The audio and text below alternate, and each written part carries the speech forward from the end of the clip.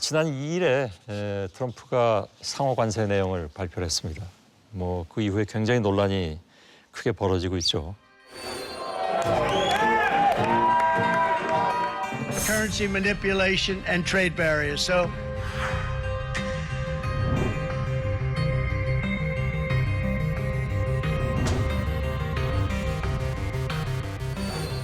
이게 이제 말 그대로 국가별로 상호적 관세를 매긴다는 건데 미국으로 들어오는 모든 수입품에 대해서 일단 보편적 관세 10%는 기본적으로 다 매겼습니다. 그리고 이제 나라별로 자기들이 무역에서 손해보고 있다는 나라들을 향해서는 더 매겼단 말이죠. 유명희 교수께서는 트럼프 일기 때 직접 미국과 통상을 진행하셨던 분이시고 그래서 제일 먼저 질문을 좀 드리도록 하겠습니다. 우리나라가 25%를 받을 것이다라는 예상도 하셨습니까? 그것도 못했던 게 이게 기본적으로 상호관세율의 첫 번째 기준은 관세입니다. 우리는 미국에 대해서 서로 거의 무세화되어 있는 상태여서 그렇죠. FTA 때문에. 그렇습니다. 그래서 우리가 최종 결과물이 뭐가 나오느냐를 갖고서 판단을 해야 됐지만 현재만의 이 관세로 보면은 그동안의 한미 FTA의 가장 중요한 상황인 서로 무관세 그 분야의 성과가 무색화되는 게 아닌가 하는 우려가 있습니다. 예. 재협상은 총괄하시기도 했으니까 좀 허무하시기도 하겠네요.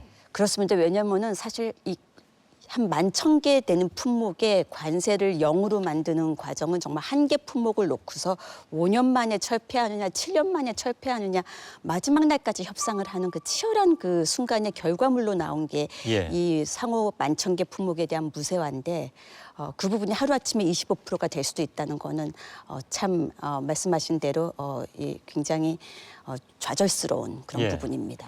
우리가 다른 나라에 비해서 높은 편이죠. 25%라 하면. 네, 그렇죠. 물론 그보다 더 높은 나라들도 있지만 지금까지의 무역 관계를 놓고 봤을 때 이게 25%가 용인이 되십니까? 네, 저는 개인적으로 사실 우리나라의 높은 상호 관세율이 매겨질 거라고 봤었는데요.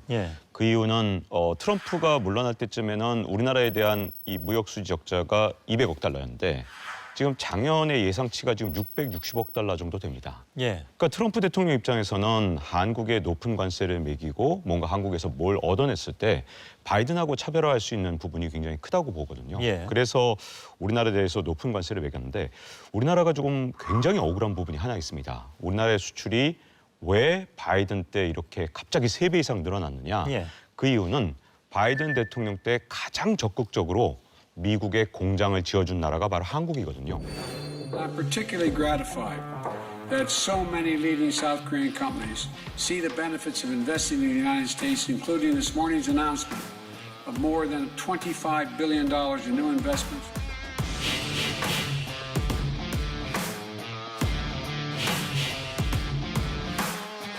자, 근데 미국에 만약에 한국에 공장을 지어주면 어떤 일이 생기느냐? 전부 다 한국에 원래 기반을 둔 기업이기 때문에 미국에 공장을 짓는 동안 한국의 중간재를 많이 갖다 써야 됩니다. 이것 때문에 우리나라 수출이 3배 늘어난 건데 트럼프 대통령이 이걸 전혀 고려하지 않고 이번에 관세율을 25% 적용한 것은 그걸 모르진 않겠죠. 모르는 거 아닙니다.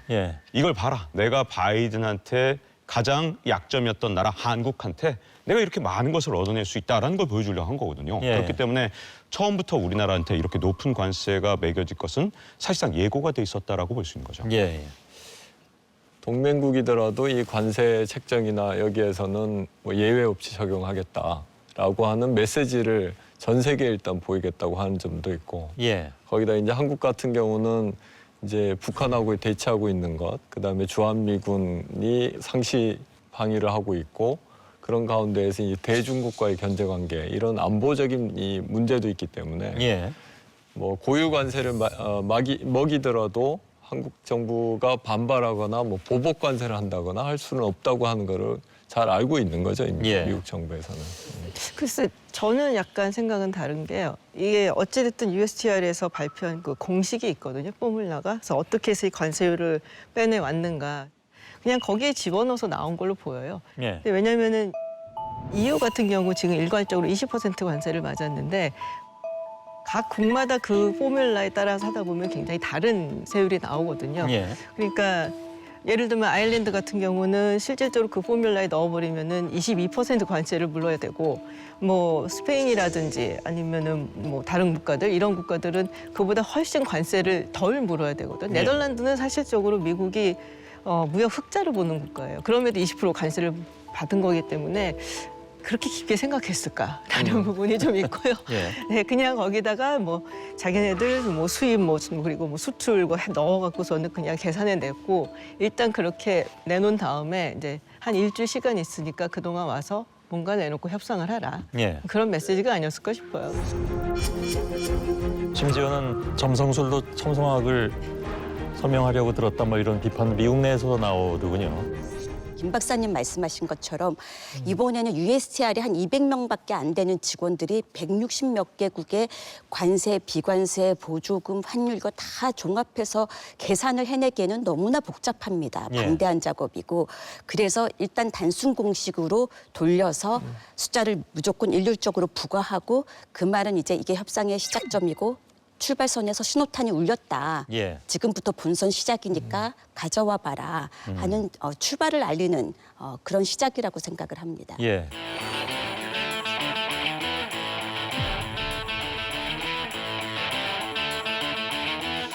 The administration's tariffs have no basis in logic. If it is necessary, we have a strong plan to retaliate and we will use it. 中方必将奉陪到底。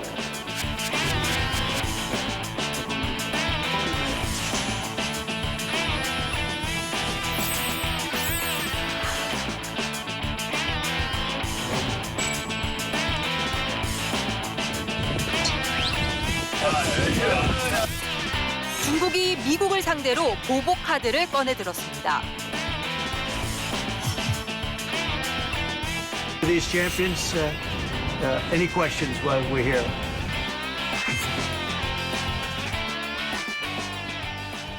협상 딜을 가지고 와라라는 의미죠. 그리고 지금 이제 관세가 걸려 있는 나라들 10% 이상으로 한 나라들 숫자가 굉장히 많은데 그걸 어떻게 일주일 안에 하겠어요. 90일 정도 유예 기간을 두면은 그 국가들하고 이제 다 1대1로 협상을 할 수 있지 않겠냐라는 그런 생각이겠죠.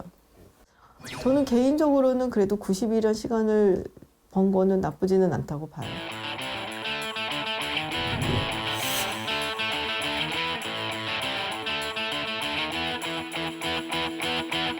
원래 이게 공세를 처음 피는 쪽이 언제든지 허점을 가지고 있는 상황이거든요. 뭐 복싱을 할 때도 마찬가지로 한쪽 팔을 내뻗으면 그 뻗은 쪽이 공백이 생기는 거기 때문에 거기에 대한 대응까지 해줘야 되는데 그 후속 조치에 대해서는 제대로 된 충분한 그 대응 조치나 대비가 안 되어 있는 것 같습니다.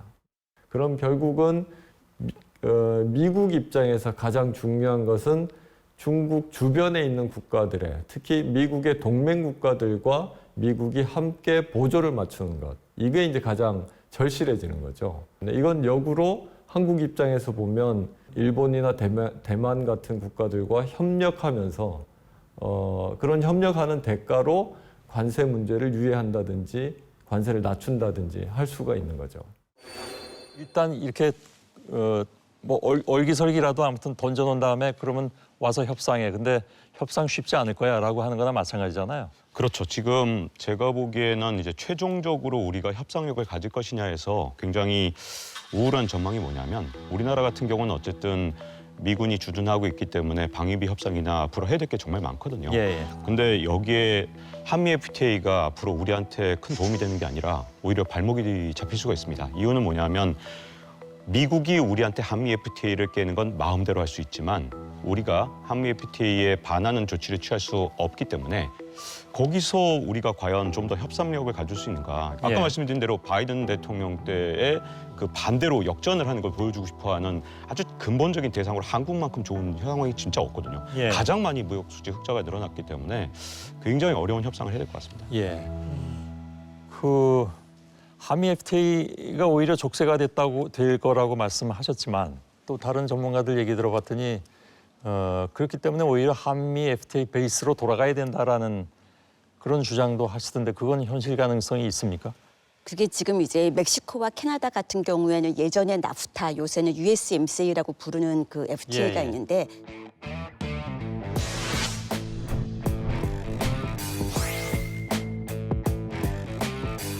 뭐 무슨 펜타닐이라든지 불법 이민이라든지 이런 걸 이유로 25%를 매겼을 때도 이 USMCA를 통해서 조건을 충족시키고 들어오는 상품은 여전히 무쇠화로 하겠다. 그러니까 FTA 그 기본을 그대로 흔들지 않으려고 노력한 흔적이 있습니다. 그래서 그 무쇠화의 기반의 베이스를 갖고서 최대한 이렇게 확보할 수 있는 거를 확보하는 방향으로 협상을 해야 할 것 같습니다.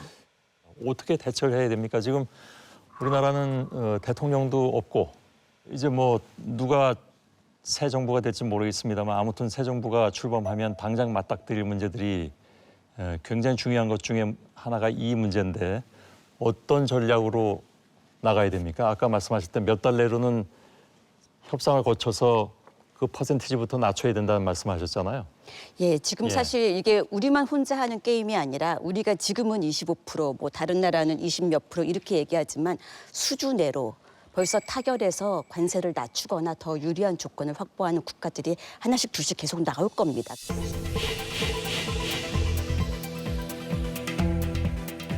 그러면 우리의 상대적인 경쟁력은 어찌 보면 지금보다도 더 악화가 될 수 있는 상황이기 때문에요. 그런 점에서 우리가 이제 이런 목표 하에서 가장 협상에 있어서는 적기를 파악해서 패키지를 제시하는 게 중요합니다. 예를 들어 미국이 물가에 의한 이 우려는 대내적으로 굉장히 고조되면서 다른 나라와 하도 전선을 넓게 벌려갖고 성과는 부진하고 이럴 때 패키지를 제시하면 효과가 몇 배나 배가 될 수 있는 거고 타이밍을 못 잡으면은 다른 나라 다 좋은 거 하고 나서 그게 기준점이 돼갖고 하려고 그러면은 오히려 안 좋을 수도 있고요. 지금 말씀은 그게 빠르면 빠를수록 좋다는 뜻으로 들어도 되죠? 아니, 그 적기라는 거는 사실 그 빠르면은 또 우리가 준비가 돼 있어야 됩니다. 물론 그렇죠. 사실은 내년에 이제 미국이 중간 선거가 있습니다. 중간 선거가 있고 그리고 미국의 어떤 수출품들 중에서 여기서 관세가 매겨졌을 때 공화당한테 굉장히 좀 불리하게 갈 수도 있고 본인들이 뭔가 불만의 목소리를 낼 수도 있는 것이 사실 이 지역이거든요. 그래서 지금도 벌써 보면은 공화당 의원들 중에서도 이거 좀 뭐 대통령의 관세를 마음대로 부과하는 거를 조금 제어해야 되지 않냐라는 목소리가 나오는 지역들이 주로 뭐 아이오와라든지 네브라스카라든지 이런 지역들이에요. 그렇다면 가장 약한 고리가 어디인가? 사실 미국이란 나라가 정치가 돌아가는 것이 대통령이 관세에 대한 권한은 있지만은 그걸 또 제어할 수 있는 권한을 의회가 갖고 있기 때문에 그런 정치적인 다이나믹스를 좀 고려하는 것도 되게 중요해요. 네, 이거 일단 좀 큰 판에 봐야 된다고 저는 생각을 하는데요. 사실 트럼프 대통령이 자충수를 둔 겁니다. 왜 그러냐면 유명희 교수님이 말씀하신 것처럼 트럼프 대통령 일기 때는요. 사실 조심조심 관세를 때렸거든요. 트럼프 대통령은 원래 협상의 원칙에서 각계역파를 합니다. 그래서 하나하나를 협상 대상으로 하지 전 세계를 협상 대상으로 한 적은 없습니다. 근데 트럼프 대통령이 2기에 너무 자신감이 차서 전 세계에 전부 다 관세를 때렸거든요. 이걸 아예 전 세계에 때려버리니까 가장 공포에 지는 나라가 어느 나라가 됐느냐? 미국이 된 겁니다. 자, 주가가 모든 걸 말해주고 있는데 최근 들어서 전 세계에서 가장 주가가 많이 떨어진 나라는 미국이거든요. 미국의 투자자들이 지금 가장 공포에 떨고 있는데 미국 뉴욕 증시는 오늘 트럼프 대통령의 관세 강행 발표 이후 급락세로 돌아섰습니다. There's no postponing. They are definitely going to stay in place for days and weeks. That is sort of obvious.